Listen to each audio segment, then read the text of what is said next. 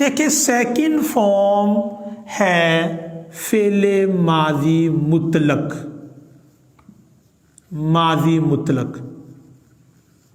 दरस निज़ामी वालों के लिए लिख रहा हूं, जिनको नहीं पता फेले माजी मुतलक क्या, वो इतना याद रखें, सेकंड फॉर्म के साथ आ जाएगा ईडी, खेल्ड, खेल्ड, और इसका तर्जमा होगा मारा, मारा, जिस तरह हम दाराबा का तर्जमा करते हैं मारा, ये इसको कहते हैं फेले माजी मुतलक। आम तौर पे ईडी लगाने से दूसरी फॉर्म बन जाती है।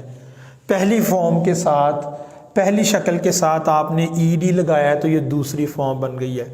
अच्छा, इसका तर्जमा मारा भी होता है और इसका तर्जमा ये भी हो सकता है कि मारा था।